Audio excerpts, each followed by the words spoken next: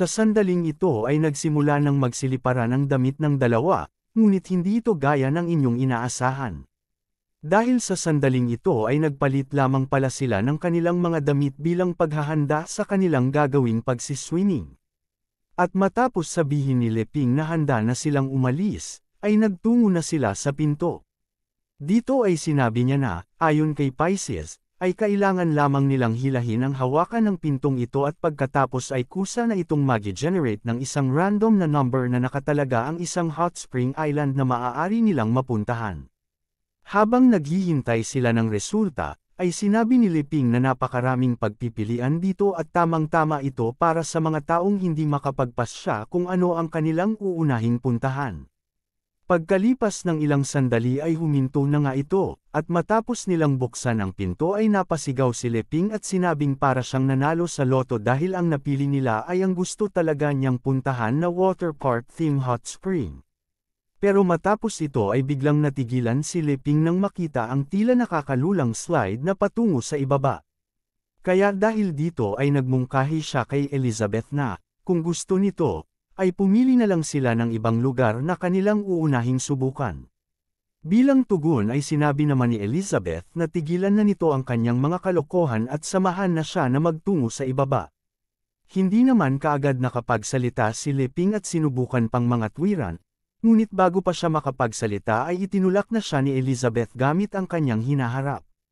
Kaya wala nang nagawa si Leping kundi ang mapasigaw at agad na yamakap kay Elizabeth habang nahuhulog sila pa ibaba sa napakahabang slide na ito. Sa kabilang banda, si Elizabeth naman ay relax lang na ine-enjoy ang mga nangyayari. Pero kalaunan ay tumigil na rin si Leping sa pagsigaw at nasabi na lamang na napaka-exciting ng kanilang ginagawa. Nang marinig naman ito ay napatingin sa kanya si Elizabeth at naisip na ito ay simpleng likha lamang ng mga mortal, kaya nagtataka niyang tinanong ang kanyang sarili kung paanong nagagawa ni Leping na maging ganito kasaya sa pag-experience ng ganitong mga bagay.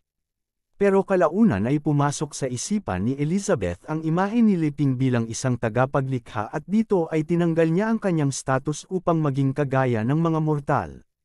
Kaya dahil dito ay naisip ni Elizabeth na dahil naabot na niya ang pagiging isang saint ay dapat matutunan na rin niya kung paano gawin ang ginagawa ni Leping na pagpapababa ng kanyang sarili gaya ng isang mortal, sa gayon ay mas lumawak pa ang kanyang pangunawa sa mga bagay.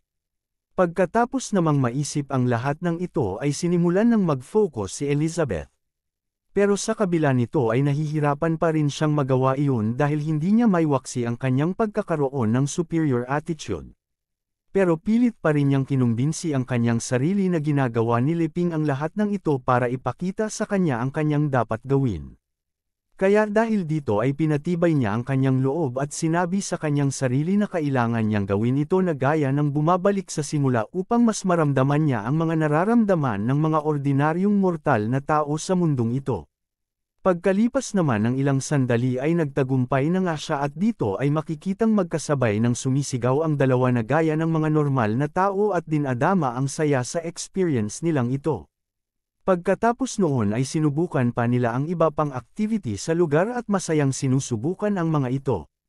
At habang ginagawa nila ang lahat ng ito ay makikita sa kanilang mukha ang saya dahil malinaw na talagang nai-enjoy nilang dalawa ang bakasyon nilang ito. Kasabay nito ay naisip ni Elizabeth na ito marahil ang nais ituro sa kanya ni Leping, ang maramdaman ng pinakasimpleng uri ng kasiyahan. Matapos naman ang sandaling iyon ay nagtungo sila sa isang fountain na elephant at samilong sa ilalim nito.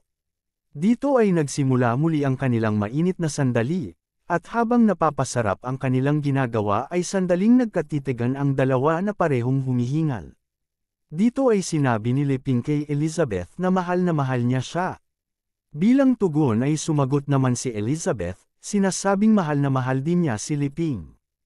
Pero pagkasabi niya nito ay bigla siyang nagulat dahil mayroon siyang naramdaman na matigas na bagay na tumutusok sa kanyang hita. Hindi naman kaagad nakapagsalita si Leping, pero hindi ito ang bagay na inyong iniisip.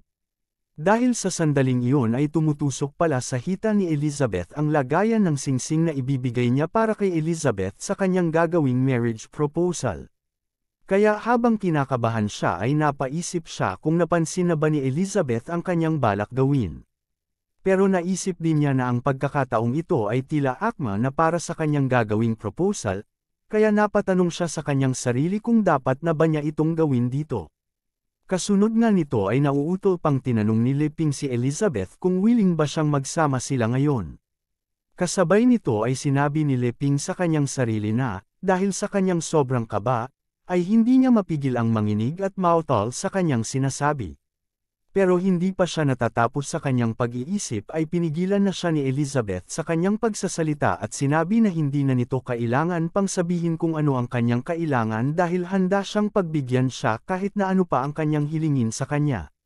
Binanggit pa niya na kahit na ano pa ang kanyang naisin na gawin sa kanya ay handa niya itong ibigay sa kanya. Sinubukan namang mga tuwiran ni Leping, sinasabing nagkakamali si Elizabeth sa kanyang iniisip, pero bago pa niya matapos ang kanyang sasabihin ay biglang natigilan ang romantikong sandali ng dalawa nang biglang dumating si Isabel at si Pisces na kasalukuyang ini-inspeksyon ang mga pasilidad sa lugar. Kaya habang abala ang dalawang ito sa kanilang trabaho ay bigla namang nagsalita si Leping at awkward na tumawag sa kanila saka sinabi na hindi na nila kailangan pang magpakaabala ng ganito para sa kanilang dalawa ni Elizabeth. Kasabay nito ay sa loob-loob niya ay sinabi niya na nasira na ang mood nilang dalawa dahil sa kanilang biglaang pagdating. Pero iba naman ang naging reaksyon ni Elizabeth dahil sa sandaling ito ay nagsimula na siyang maglakad patungo sa direksyon ng dalawa na mayroong madilim na ekspresyon. At habang ginagawa ito ay sinabi niya na sapat na ang kanyang mga naranasang panggugulo mula sa kanila. Pagkatapos nito ay humingi siya ng pasensya kay Leping dahil hindi niya magawang maging katulad niya sa pag-iisip. Dahil bagamat hinayaan nga niya na lumapit sa kanya ang mga mababang nilalang na ito, pero hindi naman niya hahayaan na ipagpatuloy ng mga ito ang pagwawalang galang sa kanya. Kasabay nito ay sinabi pa niya sa kanyang sarili na paulit-ulit na iniistorbo sila ng mga ito sa kanilang pribadong sandali ni Leping, kaya wala na siyang pakialam kung sinasadya ng mga ito o hindi ang kanilang ginagawa, dahil sa sandaling ito ay tutuluyan na niyang wakasan sila. Matapos maisip ito ay nagsimulang maglabas ng kanyang kapangyarihan si Elizabeth na agad din namang naramdaman ng Dwarf King at sinabi na natatandaan niya ang pinagmumulan ng kapangyarihang ito. Napatanong naman si Elder Boss kung ano ang ibig niyang sabihin, kaya dahil dito ay ipinaliwanag niya na 500 taon na ang nakalipas ay sa kaparehong paraan ay nagpakawala din ng ganitong katinding enerhiya ang Demon Queen dahil sa kanyang galit na naging sanhi ng pagkaubos ng halos kalahati ng mga tao sa Royal City. Samantala, sa labas naman ay naramdaman din ng grupo ng Sword Saint ang napakatinding enerhiya na pinapakawalan ni Elizabeth, kaya nagsimula silang mapatanong kung saan nagmumula ang nakakatakot na kapangyarihan na ito na kahit ang space ay nagsimula ng mag-distort. Tinanong naman ng isa ang Sword Saint kung ang tinutukoy ba nilang masamang nilalang ay kasalukuyan ng dumarating at nagmumula doon ang nakakatakot na kapangyarihang ito. Itinanggi naman ito ng Sword Saint at sinabi na ang kapangyarihang ito ay masyadong malakas, kaya inimok niya ang mga ito na manatili na lamang at siya na lamang ang magtutungo sa lugar na pinagmumulan nito. Kasabay nito ay sinabi niya sa kanyang sarili na ang kapangyarihang ito ay walang dod ang nagmumula sa Demon Queen, kaya nagtataka siyang napatanong sa kanyang sarili kung ano ang nangyayari. Mahilig ka bang manood sa phone habang nasa labas? Ito ang gadget na hindi mo alam na kailangan mo. 3-in-1 Bluetooth speaker, power bank, at phone stand. HD sound para sa movie feels, hindi ka na malolobat. Hands-free pa habang nanonood at higit sa lahat napakamura pa. At kung gusto mo ng full chill setup, may Bluetooth headphones din, walang sabit, all comfort. Plus, portable handheld fan para kahit mainit, cool ka lang. Check mo yung link sa description. Promise, sulit lahat to. Sa kabilang banda, sa ilalim ng lupa, sa lugar kung saan nagtatago si Malfoy, ay makikitang mayroon itong tila nababaliw na ekspresyon at habang tumatawa ay sinasabi na ang aura na ito ay walang dod ang nagmumula sa kanyang reyna na si Elizabeth na matagal na niyang hinahanap-hanap. Idinagdag pa niya na talagang hindi niya makakalimutan ang kapangyarihang ito dahil ang tindi ng pressure na kanyang nararamdaman ay ang matagal na niyang hinahanap-hanap. Kasabay nito ay naalala din niya ang unang pagkakataon na nakita niya na naging ganito katindi ang galit ni Elizabeth noong ang kanyang ama ay nagsasagawa pa ng mga eksperimento sa kanilang underground laboratory. At noong mga panahong iyon ay nalaman ni Elizabeth na ang mga tao sa Royal City ay ginawa ng mga zombie army ng kanyang ama. Kaya sa sandaling iyon ay naglabas siya ng napakatinding kapangyarihan na halos dumurog sa bawat hibla ng kanyang pagkatao at nag-iwan ng marka sa kanyang buong katawan. Pero sa halip na magdusa sa kanyang nararamdaman ay tila doon pa nagising ang pagiging masokista ng taong ito, dahil nakaramdam siya ng matinding kaligayahan noong pinaparusahan siya ni Elizabeth.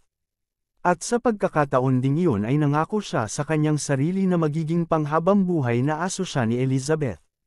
Pagkatapos nito, inaalala niya ang ginawang parusa sa kanya ni Elizabeth, at kasabay ng pag-alala sa lahat ng ito ay nagsimulang bumula ang bibig ng masukastang ito at tila mababaliw na at sinasabi pa nga sa kanyang sarili na ang ganitong klase ng reward ang matagal nang hinahanap-hanap ng kanyang buong pagkatao.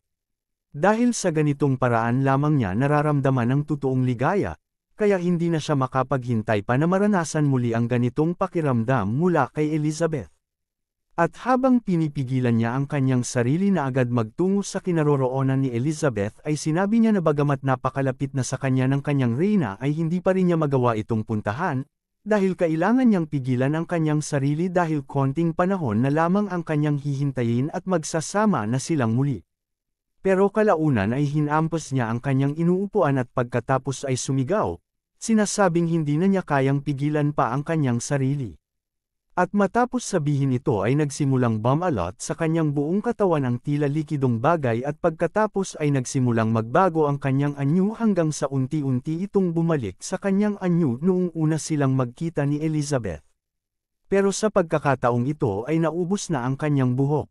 Pagkatapos nito ay sinabi niya na matapos ang mahabang panahon ay pakiramdam niya ay hindi na siya nababagay na maging kanyang aso lamang. Kaya matapos maglabas ng isang nakakatakot na ngiti ay sinabi niya na tuluyan na niyang aangkinin para sa kanyang sarili ang Demon Queen.